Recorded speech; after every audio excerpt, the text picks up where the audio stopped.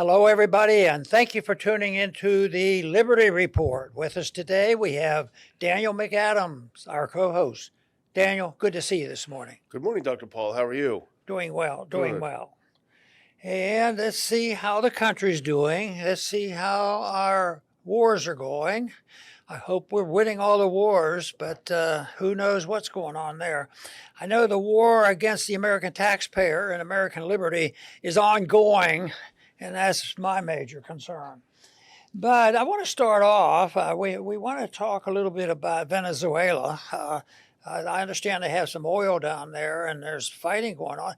And we have warships down there. So I'm sure you're up to speed on that. So we'll deal with that. But before that, I wanted to make a few comments about the finances going on. Most people know that gold has gone up a lot. You know, there was a time in my lifetime, maybe your lifetime too, gold was $35 an ounce, and now it's a little bit higher. It's $3,500 an ounce, and just this morning, once again, we heard that it was up $30 in one day. So that tells you there's some excitement. It's a good signal of what's really happening. And that and the U.S. government debt, I think, are two important numbers to look at. But some of the headlines I saw caught my attention. One was the BRICS are buying gold secretly. So something's going on there. There's something big happening. And then there was another one. It was talking about the Europeans, about their economic situation and how horrible it was. And it was probably all pretty true, you know, on what's going on there. But it never mentioned the U.S. economy and the danger we have. But I thought, well, that's a good article, but for some reason, you know, an event in the United States, the dollar is a big, big deal. And I think when we talk about the deficits, $30 in one day for gold and ongoing, gold up to $3,500, and gold by the European and other BRICS do it secretly. What is going on? My suspicion is that there's a lot of hint and a lot of problems that we have. And when I see and hear this, I keep thinking about a statement I read a long time ago in Human Action when Mises, for the first time, others thought in these terms, but he was very definite in describing what he called a crack-up boom, where the instant is, or the moment, whatever, when there's loss of confidence in currency and everything is up for grabs because they just don't want the money. I think that, you know, when people talk about the German inflation in the 20s, and that was a crack-up boom because they just had to get rid of the paper money, and just printing more just made the problem worse.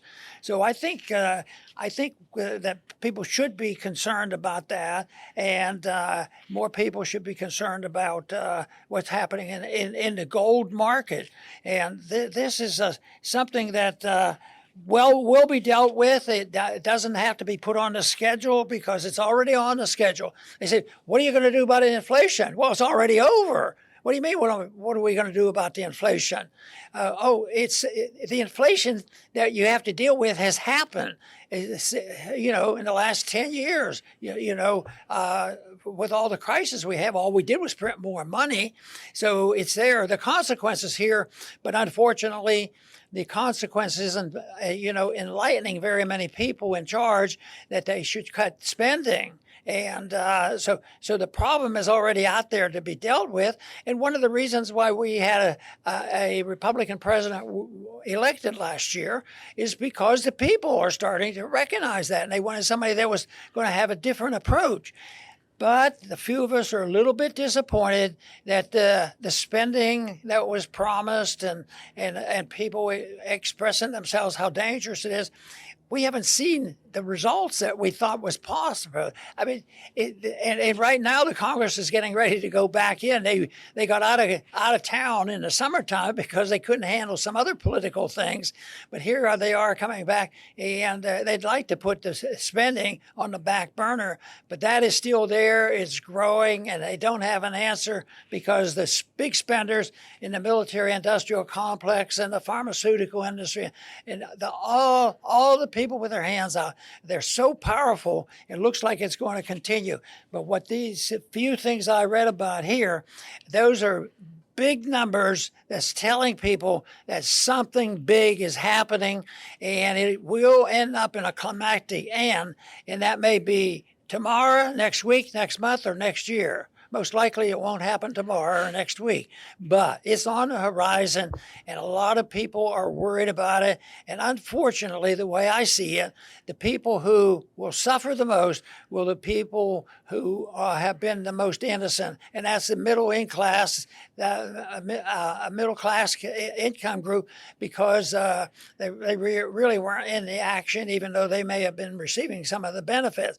So it's who's going to be hurt the most. I think it's the poor and the middle class. We ought to wake up. So I wonder if there's anything going on international that we could start with in cutting some of this spending back. What do you think, Daniel? Do you think there's any place where we can start? Maybe a couple of those 800 bases. You know, once again, the peace president, the Nobel Prize peace president, has gone overseas to kill people and blow things up. And that's the big news today. Yesterday, he ordered the military, the U.S. Navy that's gathered off the coast of Venezuela to blow up a ship. A small boat, actually, it was. Looked like a fishing boat. He claims it was a boat full of drug smugglers.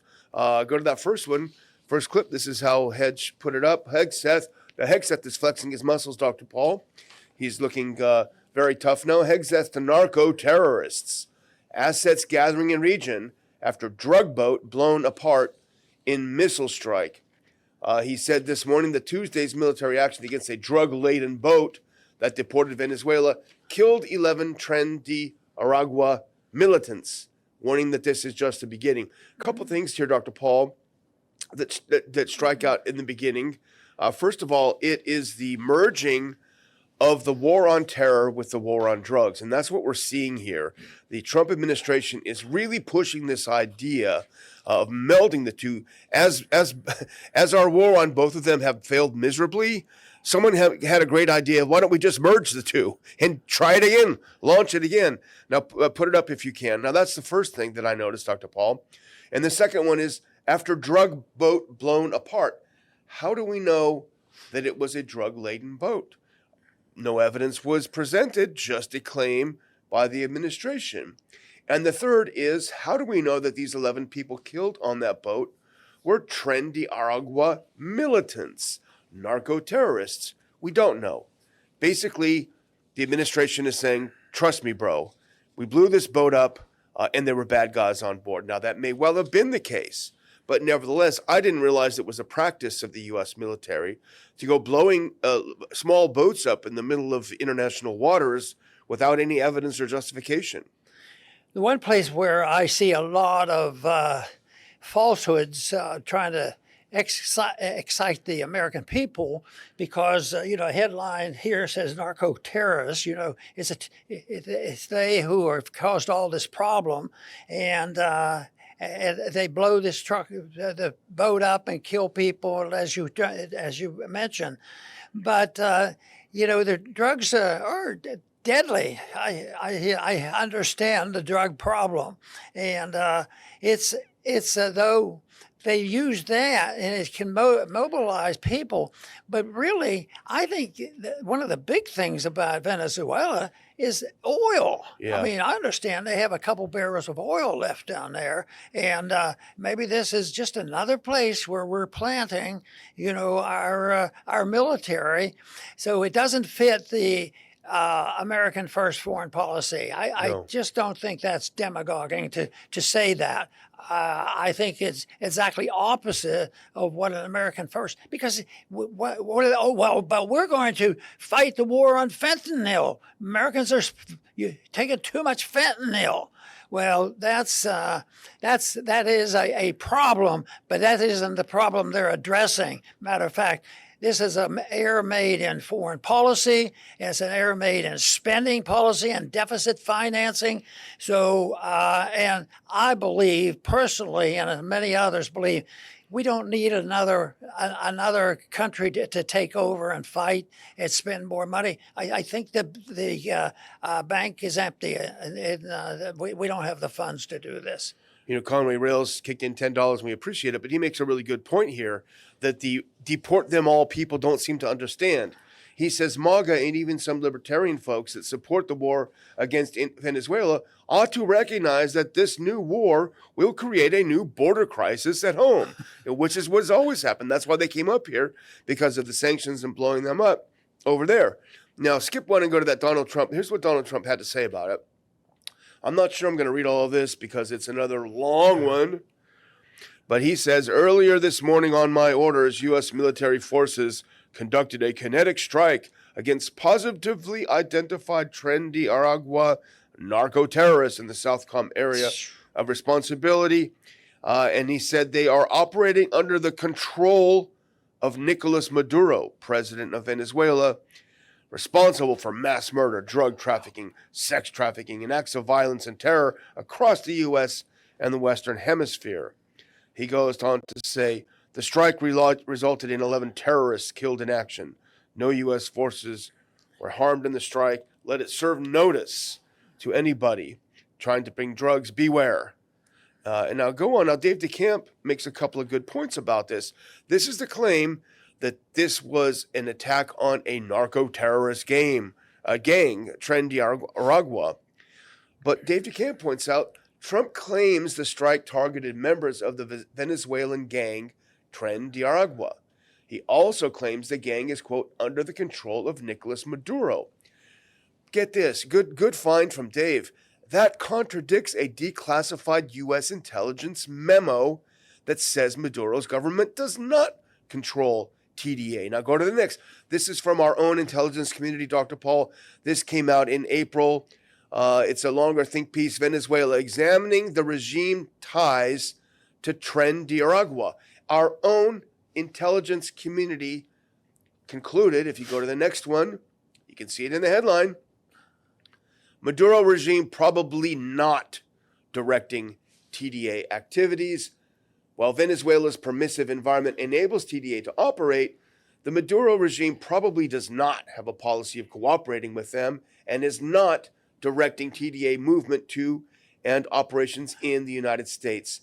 The intelligence community bases this judgment on Venezuela law enforcement actions demonstrating the regime treats TDA as a threat.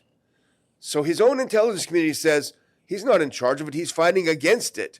Yet we kill these people and we say Maduro's the one we're really after. They use the drug issue to stir up trouble and get the American people to go along with it. We have to stop this monster from expanding and getting into our countries. And they're willing to even lie about it, just as you point out. They're misleading the American people. But I think there's a bigger thing here. I think, let's say there is, Venezuela doing this. And does that in itself, does that justify, what we're doing? And I say no.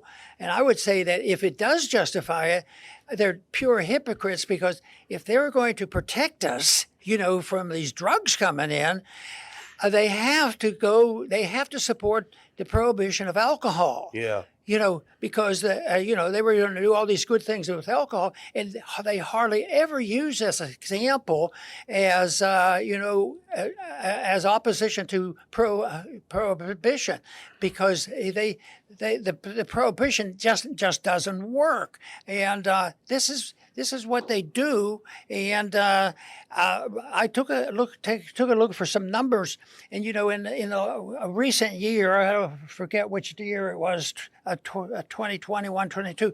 As an example, there were 178,000 people who died from alcohol. Wow. And 73,000, terrible, 73,000 died from fentanyl. So half as many. Half, Yeah, half as much. And the whole thing is they use it just as a tool.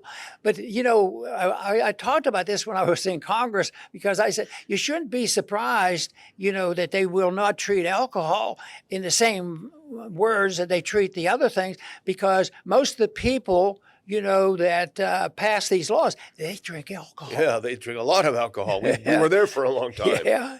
So I just think that this is so misleading, and they're talking about making a case for prohibition, and nobody's going to say, "Oh, I'm for prohibition of alcohol."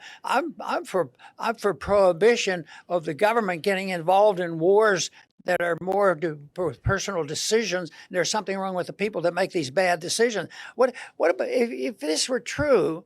That it's government's responsibility. Maybe people should have absolute control on sugar. Yeah. Oh, yeah. Maybe that would help save a few lives. But that isn't the case. And I think that it's a shame what's going to happen. And the alcohol, I want to put one other stat on that. The leading preventable cause of death is alcohol. Yeah. Of all the deaths in the country. Yeah. And yet we're doing this, and this is used to blow up a drug ship, and what allegedly a drug ship. Yeah. What are we doing down there? And well, it's disgusting, but it does go back to a principle, and the principle is that of the non-interventionist foreign policy, because if we followed that, we wouldn't be doing this. We wouldn't have been, when we were up in Washington, remember when we were given some helicopters to Colombia, Yep. and that was going to solve the problem. It's still all in all, they're just excuses. But a lot of our foreign policy, what they call the real wars, are just excuses, and sometimes there's an admission they like slow and continuous war. Use up the weapons and send in another bill in there and ask them to produce more planes. It never stops, but it will stop when the Krakow boom hits. Yeah. Well, it wasn't the war on drugs was launched under Nixon, right? Is that right, if I'm not mistaken? Or maybe Nixon was big in it. Yeah. And so this has been going on for a long time, and we haven't, not only have we not won the war on drugs, it's as strong as ever, obviously, otherwise they wouldn't be freaking out over fentanyl. So it's a strategy over a half of a century that has not worked whatsoever, yet they keep doing it. But I think, Dr. Paul, you just hit the nail on the head. This is an excuse. It's an excuse to expand the global U.S. military empire. When Clinton was involved with the drug wars, we expanded into Latin and South America. When Bush Senior before him, we used that as an excuse to go into to take out Panama, take out Noriega in Panama. It's always an excuse for U.S. military operations. So it really isn't about the drugs at all. It's about expanding the U.S. military empire. Wasn't it Noriega we went down and arrested and put in an American prison? Yeah, American prison. Isn't that pretty bold? Head of state. And then the world was so much better off after they got him off the streets. Well, they did a lot worse to Gaddafi. He was also claimed that he was passing around drugs. But now I want to go back to Dave DeCamp's piece, actually, because the other thing is, so there's this Tren de Aragua, excuse my Spanish is not great, but then there's another organization that the U.S. claims that Maduro is literally the head of. You go to this next one, Representative Carlos Jimenez claimed in a post on X that the U.S. had sunk a boat belonging to the Cartel of the Suns, a term used to describe a network of Venezuelan government and military officials allegedly involved in drug trafficking, but does not actually exist as an organization. As in, there is no such thing. It's made up. It's made up to pin it on Maduro, who I'm in no way defending. However, I don't like the idea of us getting ready to attack. Now, what I think partially this is about, Dr. Paul, is Marco Rubio. Marco Rubio has been sidelined as a top diplomat pretty much throughout the entire Trump administration. He's always sending Witkoff or Kellogg or someone else to do the job that you would normally have a Secretary of State do. We know that regime change in Venezuela is nearer and dearer to Rubio's heart than pretty much anything else. Now, if you go to that next clip, Rubio was a staunch supporter of the first regime change effort when he was a senator. And according to a report from Axios, he is largely driving Trump's current Venezuela policy. Rubio recently announced that the bounty on Maduro's head was increased to $50 million, and the Trump administration has designated several cartels, including the so-called Cartel of the Suns, specially designated global terrorists. Again, there's emerging war on drugs and war on terror. Both failed. Put them together. So anyway, here's this one we'll catch you, Dr. Walker, because we just talked about it. One U.S. official told Axios that the current operation against Venezuela could be Noriega Part 2, referring to the 1989 U.S. invasion of Panama that led to the ouster of Manuel Noriega. Maduro has vowed to fight if the U.S. attacks, warning on Monday he will declare a republic in arms. Right. So, you know, on authority to do such things here, Pete Hegseth had a comment.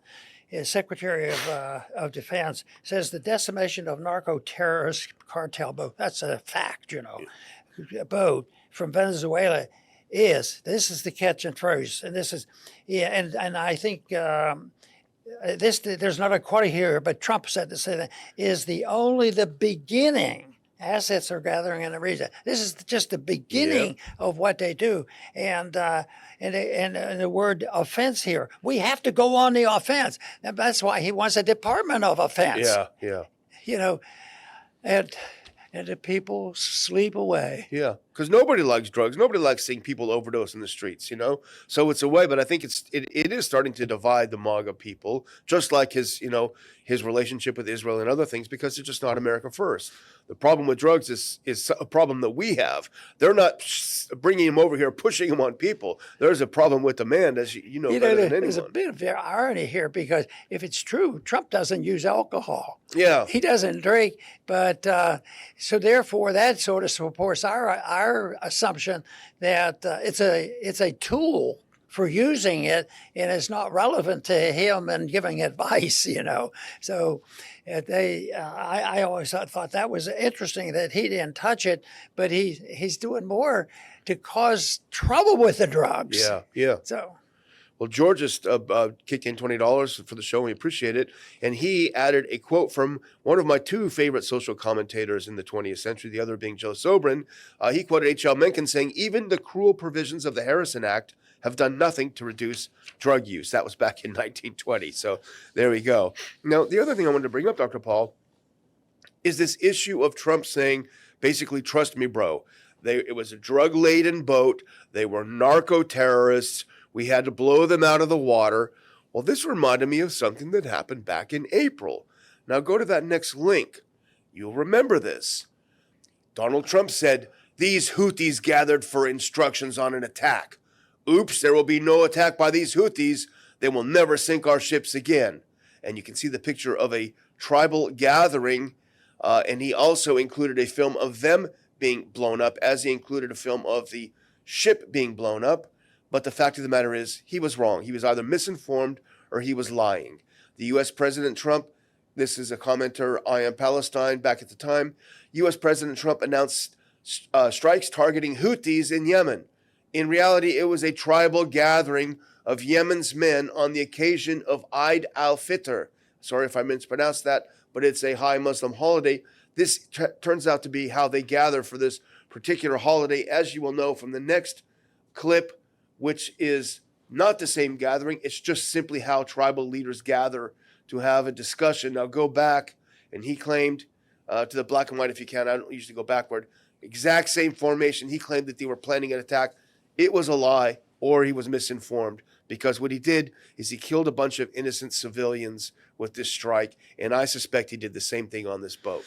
You know, if we get people's attention, they'll say, yeah, I think we better study this. And then they'll deal with how do we separate, the good guys from the bad guys? We should be involved here because they're using drugs, or we should do this.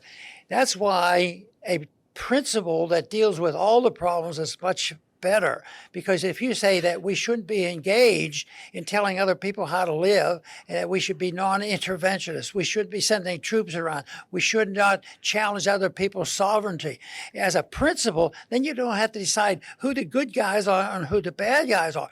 Think of how many wars that we're involved with, and I frequently have said, and on occasion it did happen, I said, we get involved and we give money to both sides. Yeah. They end up giving both sides. And then the weapons sometimes, maybe frequently, end up being used against us. Yeah. So it makes no sense. That's why the clear principle of non-intervention, I believe the founders would agree with that, because they says stay out of the entangling alliances. And even some of our presidents would use those terms when they want to be elected, but they never follow it through. It was just a political stunt. Yeah, that's true. If you don't mind, I want to read just a couple of quotes from people on X who have some intelligent comments. This next one is Martin Cowan, who is a libertarian in Georgia, an LP guy. He said, Trump's murder of boaters near Venezuela is despicable. It matters not even if they were drug traffickers. That was Venezuela's business, not ours. American due process requires indictment and trial. Furthermore, there is no death penalty for drug trafficking in the U.S. I think that's such an important point that he made. Even if true, you don't get the death penalty, even if you get a trial and are convicted. Now, here's a professor, I think, down in Venezuela who made a point. Victor, go to the next one, Eggio. They did not detain the crew members and reveal their identities. They did not show the drugs. They didn't prove any connection with Venezuela. But today, all Western media repeat Trump's lies, just as they repeated in 2002 about the lies about the weapons of mass destruction in Iraq. Remember that the media are part of the empire's war machinery, and that the first phase of a war is always cognitive warfare. Great point. The last one I'm going to quote is our good friend Max Blumenthal, who's been with us at several RPI conferences. He says, as with Trump's bombing of Iran, his show of force and possible military assault on Venezuela, a country that poses no threat to the U.S., is taking place with no congressional input or approval and next to no public debate. It's pure gangsterism. And like the U.S. bombing of Iran, Trump has commandeered the U.S. military to carry out the agenda of a fanatical fifth column that wields outsized influence in Washington and dictates his foreign policy. And I'm going to conclude, Dr. Paul, by going back to what you started at saying. Why on earth are we so hot on disrupting and destroying Venezuela? Well, go to that last picture. As you said, and very, very well, Dr. Paul, this is the country sitting on the largest oil reserves. The one on the far left, meaning the most reserves on Earth, is a little country down there called Venezuela. Over to you, Dr. Paul. And even what you say there, it's not indicating that, well, they have oil, they have too much oil, we're short of oil, we need oil. It has nothing to do with it. The people that want this think in terms of empire, because as we gather more control around the world, and if Europe's in the shape it's in, and really we own a lot of those companies too, countries as well, because they don't pay their share of NATO and all that Mickey Mouse stuff that they do. So it is something that they want us to believe that it's necessary, but they do not want to admit that it's oil, it's empire building, it's weapons building, and that they are least concerned, I believe, is the civil liberties of the American citizen. In a lot of ways, through economic terms and social controls and the wars that we fight. So all of this, we should get more people to be more concentrating on the principles of personal liberty and the purpose of the Constitution. Amen. I'm done, Dr. Paul. You can Very, close very this good. out. I too want to thank our viewers for tuning in today to the Liberty Report. Please come back soon.